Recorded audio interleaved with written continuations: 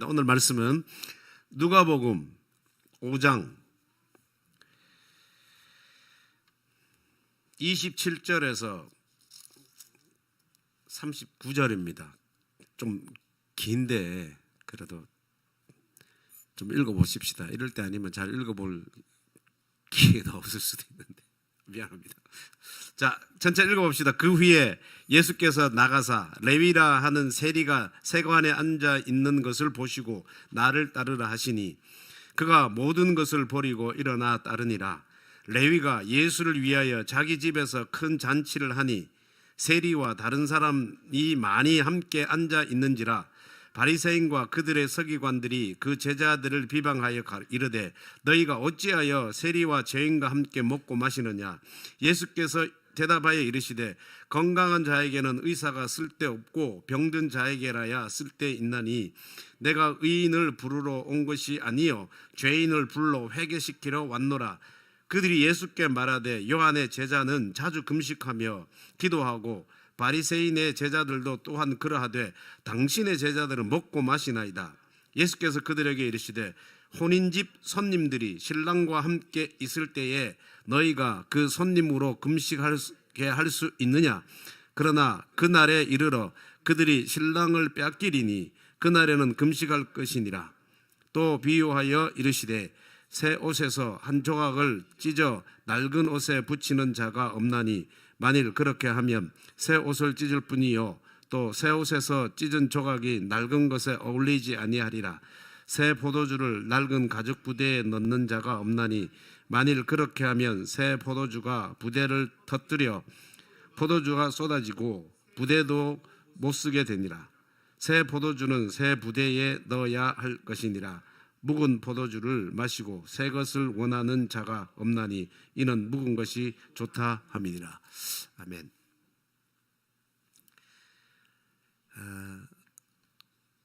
오늘 말씀의 시작은 세리 레위의 집에서 잔치가 벌어지는 것으로 시작이 됩니다.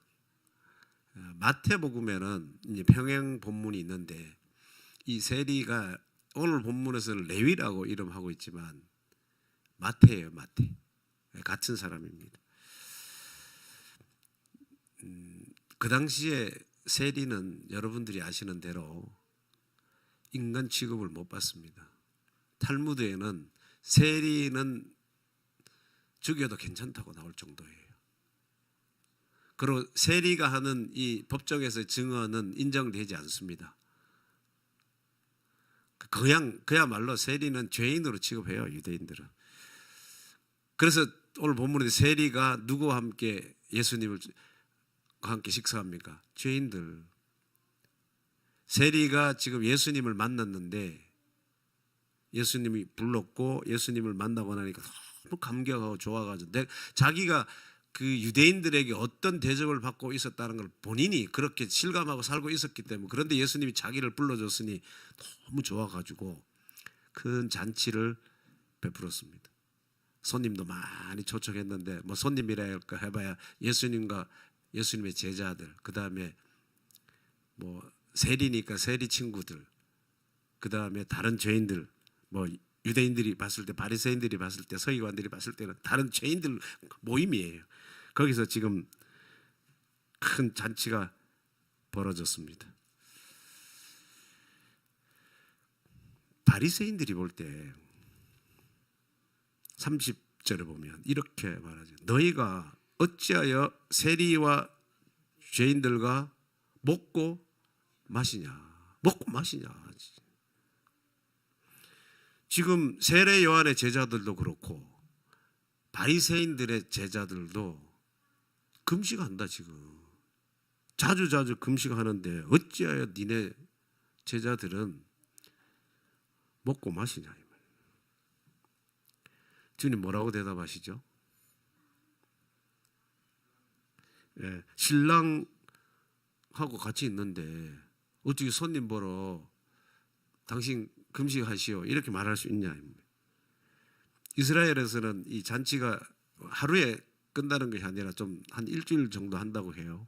그럼 일주일 동안 신랑하고 같이 있는데 그 사람들은 일주일 동안 금식하게 할 수 없잖아요. 먹어야지. 먹이고 즐기게 하고. 그 또 혼주 측에서는 이제 그렇게 그거 하는 걸 다 베풀어 주고 그렇게 해야 되지 않겠습니까? 그런데 어떻게 금식할 수 있겠냐. 근데 금식할 때가 온다.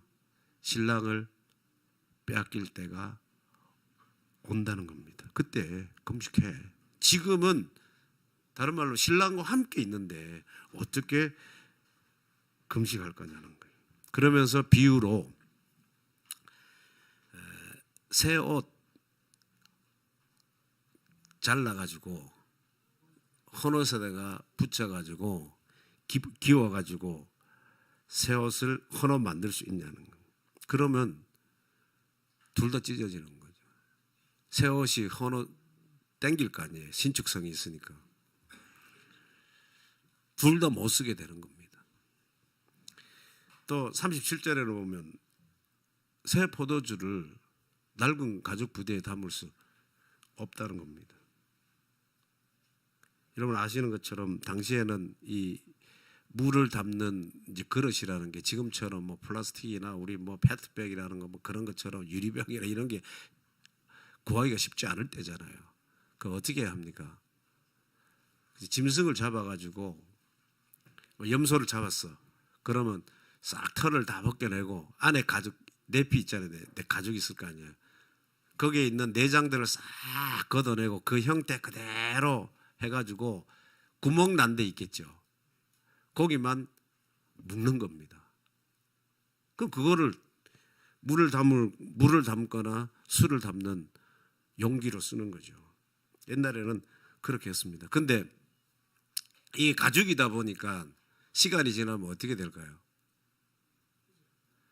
딱딱해지겠죠. 가죽은 처음에 부들부들하고 신축성도 있고 그러는데 나중에는 좀 그런 신축성이 없어지잖아요. 자, 거기에 새 포도주를 넣었어. 그럼 포도주는 이 발효하지 않습니까? 발효하는 과정에 뭐가 일어나냐면 가스가 나요. 그 탄산가스 같은 것들이 이제 발생한단 말입니다. 그럼 부글부글 끓어오를 거 아니에요. 자, 새 포도주를 낡은 부대에 넣으면 발효 과정에서 일어나는 그런 탄산가스를 감당하기가 힘들다는 거예요. 딱딱하니까 신축성이 없으니까. 새 가죽 같으면 늘어나는데 이 탄산가스가 발생해서 부풀어 오르는 것도 감당이 되는데 낡은 가죽 부대는 그게 안 되는 거예요. 그러니까 어떻게 되는 거예요? 터지는 거죠. 그래서 새 포도주는 새 부대에 담아야 된다는 이 비유가 이제 나오는 겁니다. 자, 다시 처음으로 돌아가서 여러분, 바리새인들이 왜 당신들의 제자들은 금식을 안 하고 먹고 마시냐는 게 그들의 질문이었어요. 예수님도 거기 함께 계셨거든요. 29절에 보면 레위가 예수를 위하여 자기 집에 큰 잔치를 하니 세리와 다른 사람이 많이 함께 앉아 있는지라. 앉아 있다는 말이 사실 번역상 실감이 안 나요.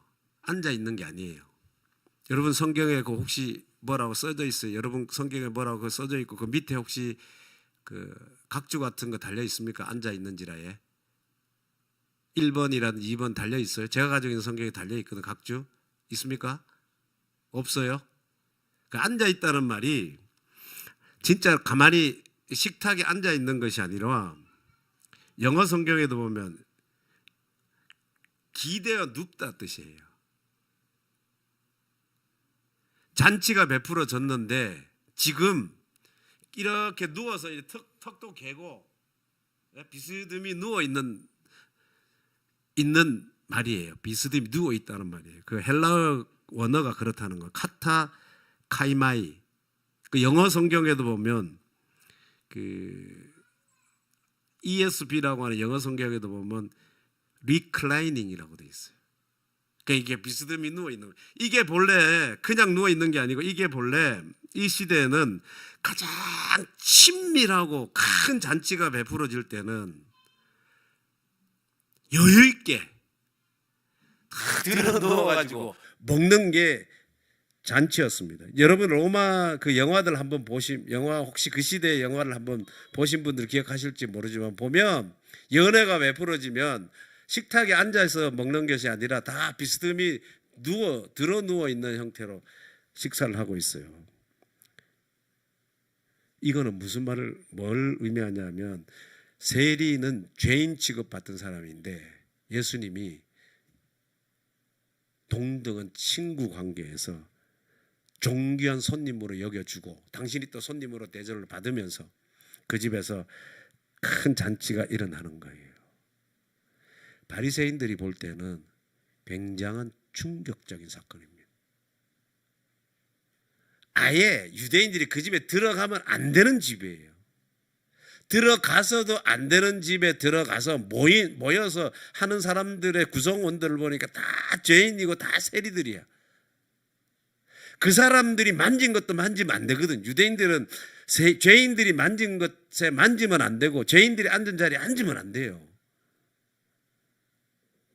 그런데 그 자리에 가서 비스듬히 탁 누워가지고 그들과 대화하면서 먹고 마시고 즐긴단 말입니다. 그러니까 그런 상황에서 이 사람들이 야 지금 먹고 마실 때냐? 이 집에 들어와서 먹고 마시면 되냐? 니네는 왜 금식 안 하고 우리는 금식하고 요한의 제자들도 금식 안 하는데 니네는 왜 먹고 마시냐? 이런 거예요. 자, 먼저 금식하는 이유가 뭡니까? 한번 알아봅시다. 여러분 어떨 때 금식해요? 순환절에 금식하죠. 또 어떨 때 금식합니까? 여러분들 개인적으로 간절한 기도 제목이 있을 때, 간절한 기도 제목을 통해서 무언가 그 기도를 금식 기도를 통해서 내가 기도하고 있는 그 이루고 싶을 때, 그죠? 자 보세요, 여러분. 진짜 금식의 이유가 뭔지. 이사야 58장 2절에서 5절 여러분 찾아보세요.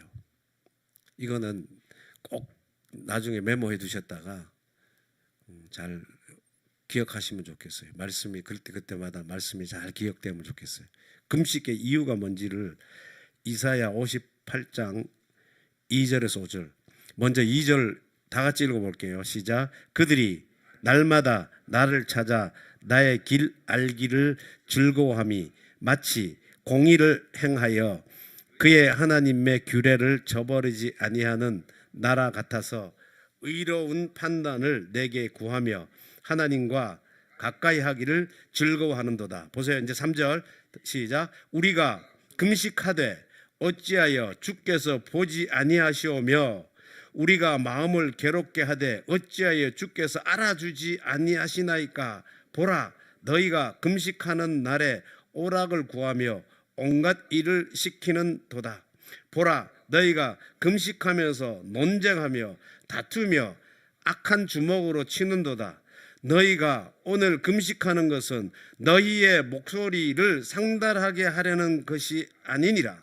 이것이 어찌 내가 기뻐하는 금식이 되겠느냐? 이것이 어찌 사람이 자기의 마음을 괴롭게 하는 날이 되겠느냐? 그의 머리를 갈대같이 숙이고 굵은 배와 재를 펴는 것을 어찌 금식이라 하겠으며 여호와께 연락될 날이라 하겠느냐? 금식하는 이유가 이사야서 58장 2절에는 그들이 날마다 나를 찾아 나의 길 알기를 즐거워함이라는 거예요. 누구의 길을 찾는 거를요? 하나님의 길 찾는 거를 즐거워하는 것이 뭐예요? 금식의 이유 중에 하나라는 겁니다. 2절 후반절에는 또 뭐라고 했습니까? 하나님과 가까이 하기를 즐거워하는. 금식의 진짜 이유는 하나님의 길을 찾고 그 길을 찾는 것을 즐거워하고 하나님과 가까이 하기를 즐거워하는 그것이 금식의 이유가 되어야 된다는 거예요.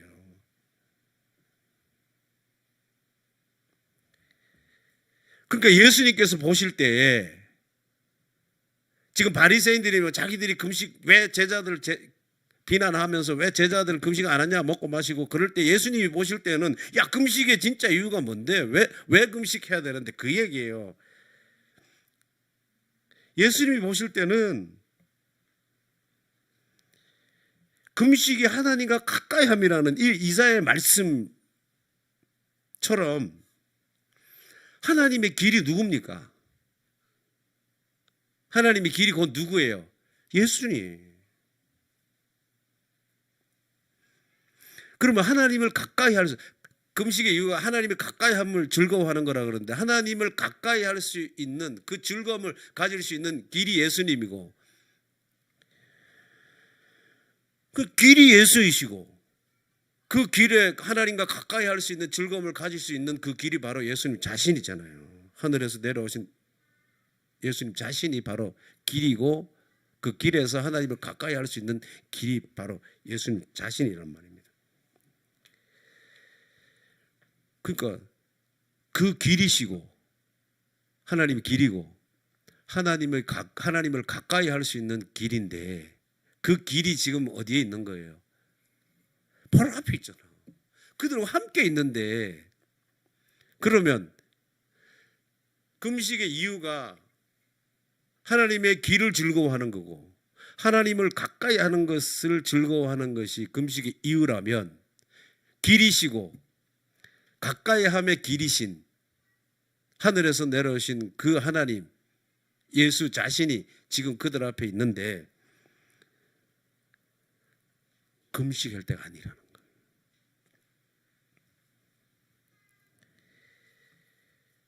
근데 이 바리새인과 서기관들 또 당시의 사람들에게 금식은 이런 본래 금식의 목적은 없고 금식 규칙만 남아 있는 거예요.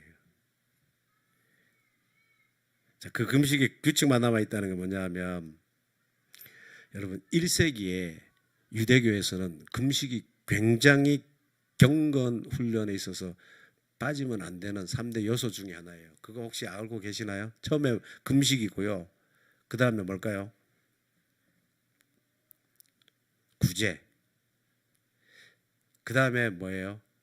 기도. 그래서 예수님께서 그 마태복음에서도 여러분들 기도할 때 이렇게 기도하십시오. 금식할 때 이렇게 하십시오. 구제할 때 이렇게 하십시오. 왜 그 얘기 하시잖아요. 옳은소리 모르는 왼소리. 그게 다 유대인들은 굉장히 이 3대 요소를 금식과 구제와 기도를 경건의 3대 요소로 생각하고 있었기 때문에 굉장히 중요하게 여겼습니다. 근데 예수님은 이걸 바꾸시죠. 본래 율법에 금식은 1년에 딱 하루 하게 되어 있습니다. 금식은 여러분들에게 희소식이에요. 본래 율법에는 딱 1년에 한 번 하게 되어 있다니까. 하루 40일 금식기도 이런 거 없습니다. 물론 예수님은 하셨죠. 근데 율법에는 유대인들이 율법을 그렇게 뭐 강조하면서 금식 얘기하지만 성경은 본래 법은 한 번이에요. 언제? 대속죄일 염키푸르라 그래가지고 1월 10일에 딱 대제사장이 모든 민족의 죄를 민족 구성원들의 죄를 하나님께 속죄받기 위해서 1년에 한 번 어디에 들어갑니까? 지성소 들어가는 날. 딱 1년에 한 번 그날 금식하게 돼 있어요. 그거는 율법으로 정해놓습니다. 그게 레위기 16장에도 나오고 23장에도 나와요. 그게 금식의 명령 딱 하루예요. 근데 유대인들은 월요일도 하고 목요일도 합니다. 누가복음 18장에 나와요. 그러면서 굉장히 자랑하죠. 나는 죄인들과 같지 않고 나는 일주일에 몇 번 금식을 2번 합니다. 자랑하는 게 다 그거예요. 자발적으로 우리는 이렇게 합니다. 법에 정해놓은 거 아니지만 우리 이렇게 금식합니다.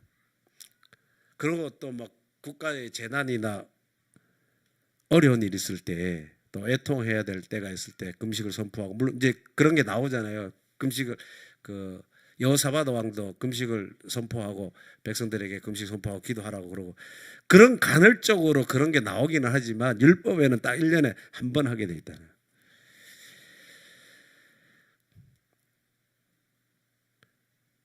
경건의 모습은 갖추었어요.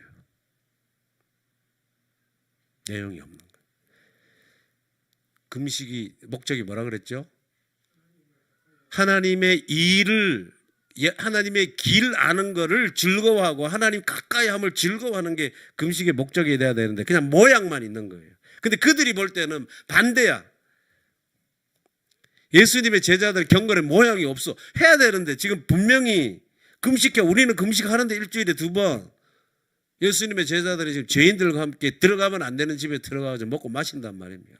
그 경건의 모양이 없는 거예요. 먹고 마시기를 탐하는 무절제한 집단들로 보이는 겁니다. 바리새인들이 볼 때는 예수님과 예수님의 제자들이. 여러분,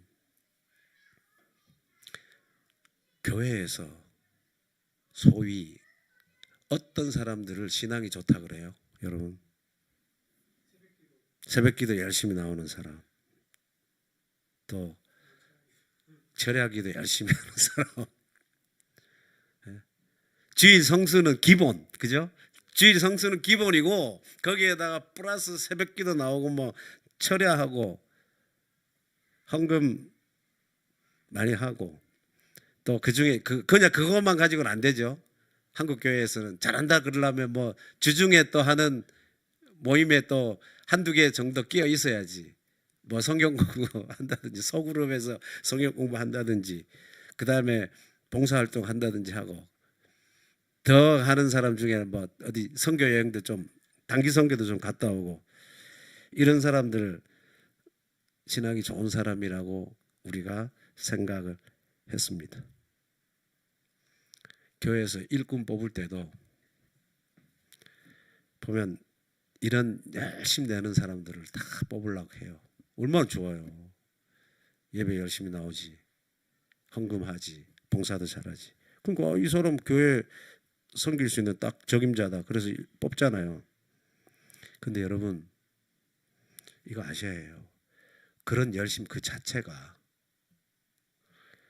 그 사람의 신앙을 보여주지는 않습니다. 그 비리한다는 말이 아니라 그러니까 막 열심히 하는 그게 그 사람의 신앙이 상응해서 그렇게 보여지지 않는다는 겁니다. 누구보다 열심히 노력하는 거 좋아요. 헌신적인 자세 좋습니다. 근데 하나님의 관점에서 볼 때 하나님과 천리 말리 떠나 있을 수도 있다는 사실입니다. 하나 예를 들어 줄까요? 왜 그런지? 교회 분란 일어나는 교회 여러분 소식 가끔씩 듣죠? 안 듣습니까? 우리는 현장에 있으니까 많이 들어요. 여러분들은 안 들으면 좋지만 더 분란이 일어나는 교회 누가 분란을 일으키고 그 중심에 있습니까?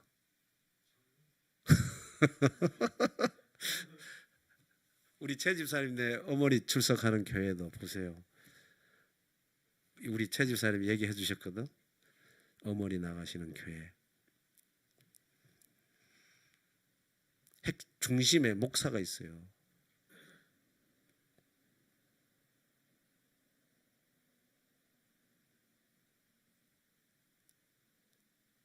대적하는 중심에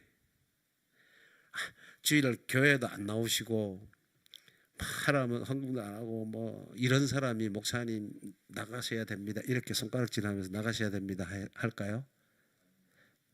절대 그런 건 없어요. 나 그 듣지를 못했어요. 제일 먼저 목사님 내보내는 사람 중에 제일 먼저 1호가 목사님 청빙할 때 제일 앞장섰던 사람.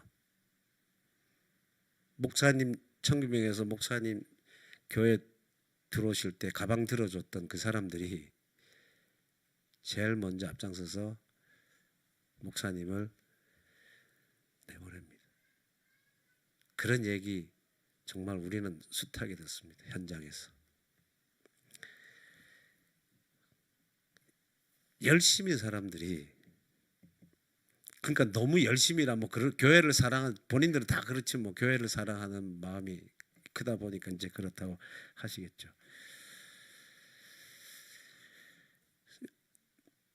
요즘 비례 안 한다 이 말입니다. 열심히 하는 거하고 그 사람의 신앙 자체하고는 비례하지 않습니다. 아까 왜 금식하냐고 물어봤어요. 금식이 자기의 어떤 경건을 증명하는 걸로 보이려고 할 때가 있어요. 그 다음에 내가 이렇게 밥도 안 먹고 물도 안 마시고 3일, 일주일, 뭐 열흘 이렇게 작정기도 하면서 내가 이렇게 고행을 하는 거는 하나님으로부터 하나님의 선하신 뜻, 호의를 얻으려고 해요. 이거는 거래하는 겁니다. 딜이에요. 내가 이렇게 고행하고 금식하고 기도하고 있으니까 내가 이래 하는 만큼 뭐 해달라는 거예요? 들어주십시오. 이런 거예요. 그런 걸 통해서 어떤 감동을 시키려고 그래. 하나님을. 그래서 결국에 얻고 싶은 건 뭐예요? 그렇죠. 내가 내 소원 성취하는 거잖아요. 여전히 중심에는, 금식의 중심에는 내가 있는 거예요. 이렇게 되게 해주십시오. 저렇게 되게 해주십시오. 이렇게 돼야 됩니다. 저렇게 돼야 됩니다.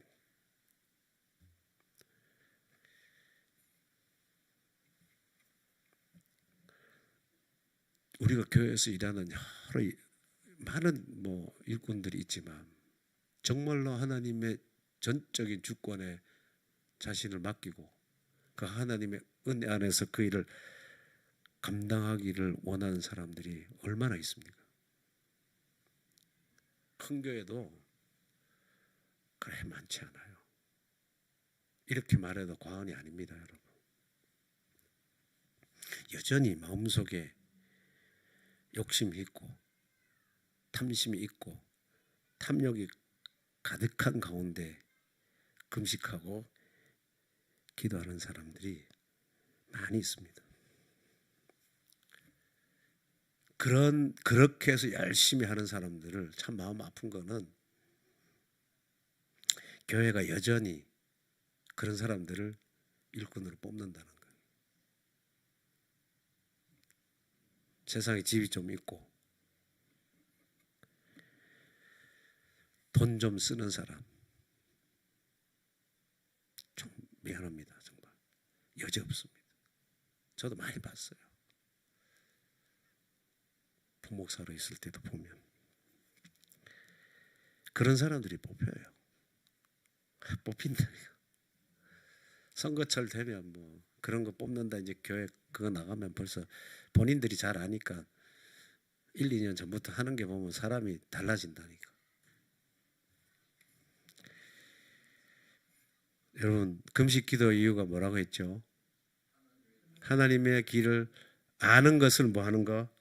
즐거워하는 거.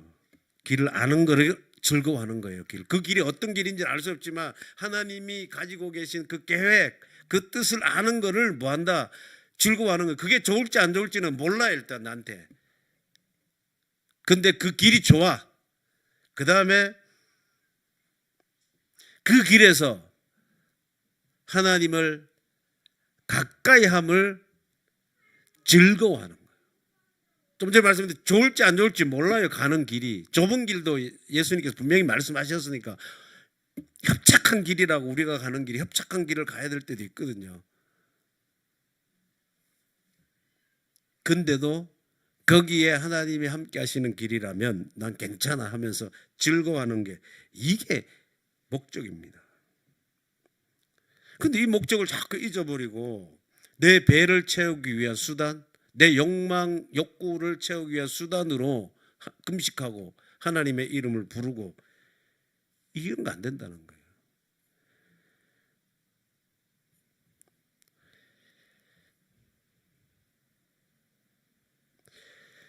그렇다면 주님이 왜 지금은 금식의 때가 아니라고 했습니까? 예, 신랑이 있기 때문에. 예수님은 자신을 지금 신랑에 비유하셨어요. 그러면 예수님이 신랑이면 제자들은 뭐냐면 나머지 사람은 혼인집 손님이에요. 그죠? 신랑이 지금 결혼하는 잔치집에 왔는데 나머지는 손님이에요. 이 신랑으로 표현하는 것은 굉장히 중요한 의미가 있습니다, 여러분. 구약에서는 이스라엘의 남편이 누굽니까? 이스라엘 백성들의 남편이 누구예요? 하나님이에요. 오직 성경에서는 하나님만이 누구예요? 신랑이에요. 남편이고 신랑은 오직 하나님이에요. 하나님 외에 신랑은 없습니다. 근데 예수님이 지금 자신을 뭘로 비유합니까? 신랑. 그럼 자신이 누구라는 얘기를 지금 하고자 하는 거예요. 그렇죠. 당신은 지금 하나님인 거예요. 엄청난 선언입니다. 이 기독론적으로 엄청난 선언이에요. 자신이, 하나님만이 신랑이 될 수 있는데 자신이 그 신랑의 위치에 있는 거예요.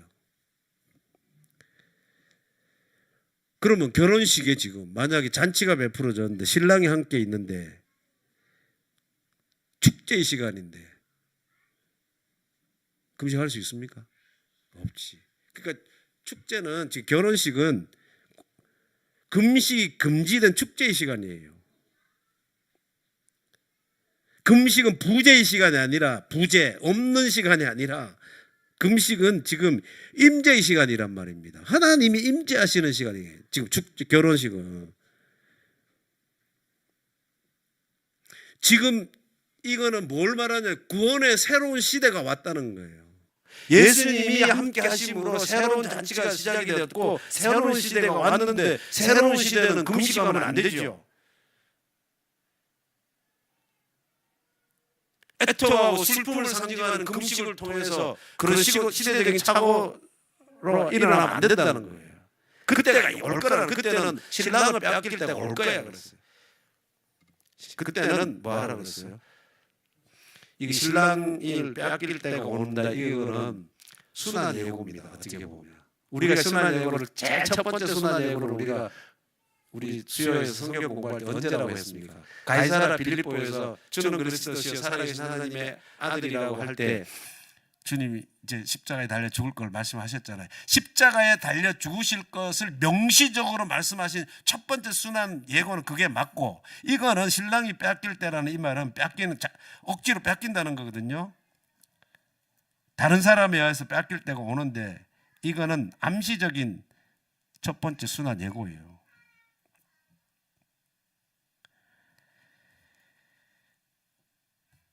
예수님께서 지금 새로운 시대의 시작임을 신랑으로서 와서 알려주는 겁니다. 그때 금식은 지금 신랑이 함께 하고 있으니까 예수님 안에서 예수님과 함께 있는 걸 가지고 금식해야지, 기존의 것을, 기존의 방법 가지고, 그 사람들이 지금 바리새인들 기존의 틀 안에서 기존의 방법으로 지금 예수님과 예수님의 제자들 비난하는 거잖아요. 왜 금식 안 하자고 먹고 마시냐 그러잖아요. 그거 안 된다는 겁니다. 신랑 계신 주님과 함께 있는 이 새로운 시대는 신랑 되시는 예수님의 시각으로 금식의 문제도 바라보아야 된다는 그 이야기를 하는 거예요.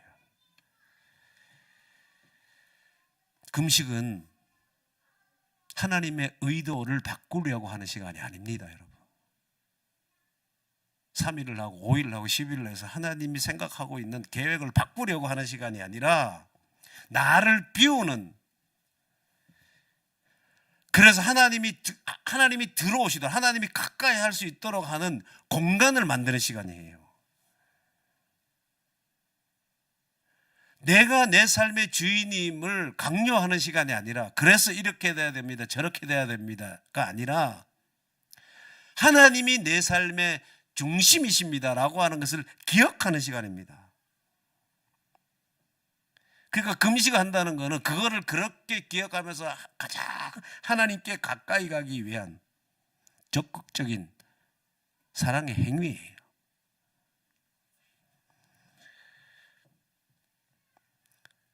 종교적으로 금식을 통해서 내 경건을 드러내기보다 지금이 어떤 때인가를 잘 보라는 겁니다. 지금이 어떤 때예요? 하나님과 함께, 신랑이신 주와 함께 하는 시간이라. 금식할 때가 아니라 잔치하며 기뻐할 때라는 거. 이게 새 시대. 그분을 가까이 하고 그분과의 관계성을 더 친밀하게 만드는 때라는 겁니다. 왜? 예수님이 하나님이시기 때문에. 예수님이 신랑이시기 때문에. 근데 그 신랑이 지금 우리와 함께 하시는 그런 새 시대라는 거예요. 근데 바리새인들은 시대착오적으로 자꾸만 자기들 기존 가지고 있는 그 틀에서 예수님을 보려고 하신 거예요. 그래서 새 시대와 구 시대는 섞일 수 없다는 얘기를 이제 예수님은 하고 계시는 겁니다. 기존의 유대적 질서가 뭡니까? 옛 가죽 부대, 낡은 옷, 이게 다 뭡니까? 낡은 옷, 가죽 부대, 이게 다 구시되고, 예수 그리스도는 새 옷이고 새 포도주입니다. 금식 논장에서 시작된 이 이야기가, 이 비유들을 통해서 이제 옛 것과 새 것은 절대로 섞일 수 없다는 것을 주님은 말씀해 주는 거예요. 자, 금식 논쟁에서 그 타이밍이 안 맞잖아요. 지금 누구와 함께 있는데? 예수님과 함께 있는 잔칫날인데 금식 얘기하면 안 된다는 거예요. 그 다음에 새 옷을 낡은 옷에 붙이면 안 되는 거예요. 모양이 틀어지고 안 맞죠. 그 다음에 새 부대 비유는 성질이 안 맞다는 거예요. 새 포도주를 낡은 부대에 넣으면 터져버리는 겁니다. 여러분, 새 시대와 구 시대는 섞여서는 안 됩니다. 자, 내 미래는, 앞으로 여러분들의 미래는 누구에게 달려 있습니까? 하나님께 달려 있습니다. 그 하나님을 붙들어야 해요. 지금 이후에 나에게 어떤 일이 일어날지 우리는 모릅니다. 그러나 하나님은 나의 미래를 아십니다. 그러니 나는 다른 걸 붙들려고 하지 말고 나를 알고 계시는 그 하나님을 붙들라는 겁니다. 그분이 내 아버지시고 내 남편이고 내 신랑이시니, 근데 그분이 여전히 나를 사랑하십니다 고백하고 그분을 붙들어야 해요. 자꾸만 우리는 그분을 붙드는 것을 소홀히 하고 그분이 주시는 것에 관심이 많아요. 그러니까 하나님 당신 자신을 쳐다보기보다 그분 손에 들려져 있는 것을 쳐다보고 그거를 구할 때가 많다는 겁니다. 여러분, 우리가 많은 것을 가지고 누릴 수 있지만 하나님이 허락하신 것 아닌 것은 행복할 수 없습니다. 아무리 많이 가져도, 사람들이 부러워하는 거 많이 가지고 있어도 하나님이 허락하신 게 아니면 의미가 없어요. 하나님이 허락하신 거 있습니다. 하나님이 허락하신 거, 그걸 붙잡아야 돼요. 지금까지 가지고 있던 내가 가지고 있던 틀, 기준, 방식, 방법 이런 거 가지고 우리 하나님을 올바로 신앙할 수 없습니다. 내 기준, 내 방법, 내 틀이 뭐예요? 내 고집입니다. 내 경험이에요. 내 생각입니다. 본문에서 이걸 뭐라고 하냐면 낡은 옷, 낡은 가죽 부대라고 하는 거예요. 옛날 옷 가지고는 새 옷을 만들 수 없습니다.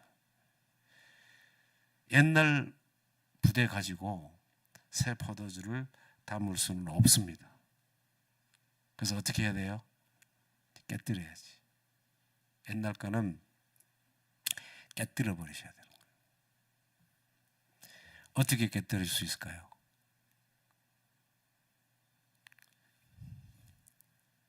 주님의 십자가입니다. 그 앞에 엎드려서 고백하십시오. 내가 죽은 자임을 고백하라는 겁니다. 그럴 때 하늘 문이 열리고 하나님과 가까이함이 이루어지는 거예요. 그거는 인위적으로 방법을 만드는 것이 아니라 하나님의 약속입니다. 성령께서 그렇게 하시겠다는 거예요. 그게 길이에요. 예수님이 말씀하신 금식을 통해서 우리가 금식의 목적이 하나님의 길을 아는 것을 즐거워하는 거라 그랬잖아요. 그게 길이라고. 하나님이 십자가에서 우리에게 약속하신 하나님을 가까이 할 수 있는 길을 그렇게 내놓으신 거예요. 그거는 은혜입니다. 그 약속을 믿는 거예요.